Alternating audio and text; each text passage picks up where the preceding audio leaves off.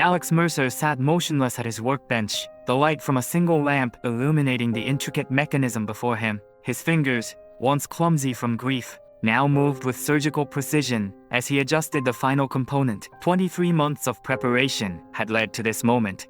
The pocket watch gleamed under the light, an innocent-looking device that would change everything. 3 years earlier, Alex had been a different man, fresh out of engineering school, engaged to Elise, and recently hired by Helix Industries, a rising tech conglomerate that promised to revolutionize transportation. His future seemed mapped in gold. Then came the call from the hospital.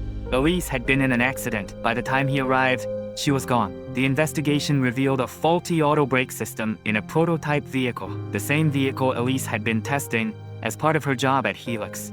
The same vehicle that CEO Marcus Blackwood had rushed to market despite multiple warnings from the safety team. The same vehicle that had been quickly disassembled and the evidence buried under legal paperwork thicker than cemetery walls.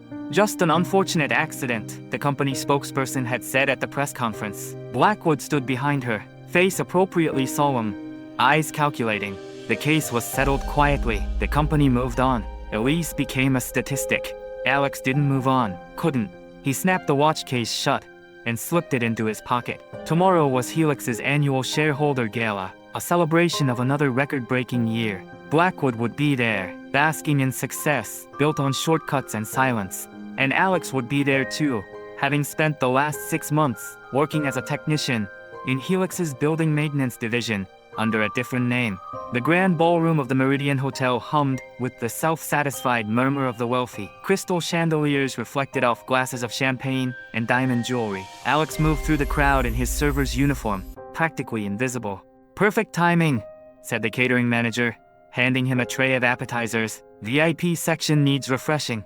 The VIP section, where Blackwood held court. Alex navigated through the crowd with practiced ease. He'd memorized the floor plan months ago, the security patterns, the blind spots of the cameras, the emergency exits, everything.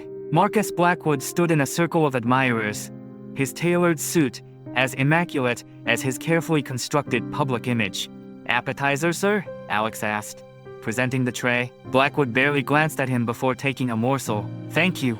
Those 2 words were the first Blackwood had ever spoken directly to Alex, to the man whose life he had destroyed. "My pleasure," Alex replied, his voice steady. He moved away, depositing the now empty tray in a service area. Phase 1 complete. Visual confirmation of the target. In the maintenance closet, Alex changed quickly into his second disguise of the evening, the uniform of Helix's private security team. The badge he'd so carefully duplicated hung around his neck, looking as authentic as the originals. "Mr. Blackwood?" Alex approached the CEO as he stepped away from his circle of sycophants. "Security update, sir?" Blackwood nodded curtly and stepped aside for privacy. "What is it?" "We've detected an anomaly in the building's security system that may affect tonight's presentation. It requires your access code to resolve." The CEO's eyes narrowed slightly. "Can't Johnson handle this? He sent me specifically to find you, sir. The system's flagging potential intellectual property concerns. Only C-level authorization will clear it." Blackwood checked his watch. The latest Helix smartwatch that tracked everything from heart rate to stock prices. "Fine. The presentation's in 20 minutes. Where's the terminal?" "This way, sir." Alex led him to the service elevator. Once inside, he inserted a key that overrode the security system, a trick he'd learned during his months in maintenance. The elevator began its descent to the sub-basement. "I don't recognize you," Blackwood said suddenly. "Transferred from the San Francisco office last month, sir." Blackwood seemed satisfied with the explanation, turning his attention back to his watch. The elevator stopped. The doors opened to reveal not the sub-basement, but a darkened mechanical room filled with the hum of the hotel's massive HVAC system. "What the hell is this?" Blackwood demanded. But Alex had already produced a small device that emitted a targeted EMP pulse. Blackwood's precious watch went dead, along with his phone and the elevator's controls. 3 years ago," Alex said, his voice now stripped of its servile tone, "you killed someone very dear to me." Recognition flickered in Blackwood's eyes, not of Alex's face, which he'd never truly seen before, but of the situation. The familiar feeling of consequences finally catching up. "I don't know what you're talking about," Blackwood said, his hand moving toward the emergency call button that would no longer function. Elise Bennett, the Model S7 brake failure, the safety reports you buried, the families you paid off. Alex removed the pocket watch from his jacket. I could have killed you 100 different ways by now, but that would be too simple. He opened the watch to reveal not a timepiece, but a device with a small screen displaying lines of code. This is currently transmitting to every news outlet, regulatory body, and competitor the complete data package of all your company's covered-up failures, including Elise's, including the 16 other deaths you've managed to hide. Blackwood lunged forward, but Alex sidestepped with ease. It's already done. By morning, your stock will be worthless. The lawsuits will begin by noon. Your board will distance themselves by dinner. You're insane, Blackwood hissed. Do you know who I am? What I can do to you? I know exactly who you are. A coward who builds his success on others' graves. Alex placed the watch in Blackwood's hand, closing the man's fingers around it. And I'm not afraid of you anymore. The elevator hummed back to life, Alex's modifications ensuring it would reactivate at precisely this moment. The doors opened to reveal the main floor, where security guards were now frantically searching for their missing CEO. There will be no evidence connecting me to any of this, Alex said quietly. Just as there was no evidence connecting you to Elise's death. The difference is, everyone will know what you did now. As he stepped out of the elevator, Alex heard Blackwood calling for security, claiming he'd been attacked. But the CEO's reputation for paranoia and the lack of any evidence would make his claims seem like the desperate flailing of a man watching his empire crumble. Alex walked away through the crowd, his reflection in a decorative mirror showing a subtle smile, while his forward-facing expression remained neutral. 3 days later, the media explosion was still ongoing. Newspaper headlines, television broadcasts, and social media feeds all displayed information about the Helix Industries scandal and Blackwood's face.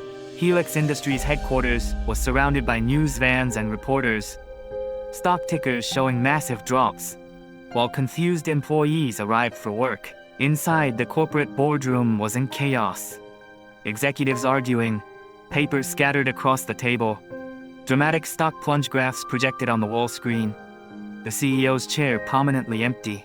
Meanwhile, Blackwood was alone in his luxurious penthouse, hastily packing suitcases. Multiple phones rang unanswered, and news played on a muted television showing his face. His passport and tickets lay visible on the counter.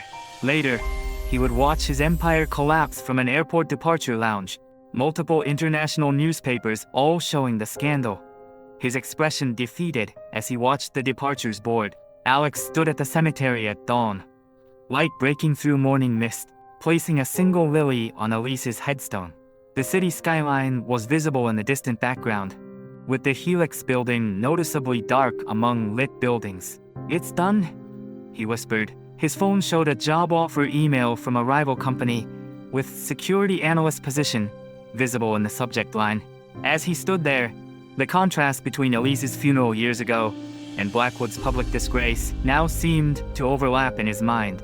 Similar scenes, but with contrasting emotional tones. As he walked away, he felt lighter than he had in years. Not happy. He wasn't sure he remembered what that felt like anymore, but something adjacent to peace. The glass echo of his broken heart had finally stopped reverberating through every moment of his existence. In his pocket, his phone buzzed with a job offer from a rival company that had been impressed by the anonymous security analysis they'd received exposing Helix's vulnerabilities. Life, it seemed, was offering him a way forward at last. As Alex walked toward this new horizon, he could almost feel Elise walking alongside him, though he was physically alone. If this story echoed with you, leave a like, drop a comment, and subscribe for more tales where truth refuses to stay buried.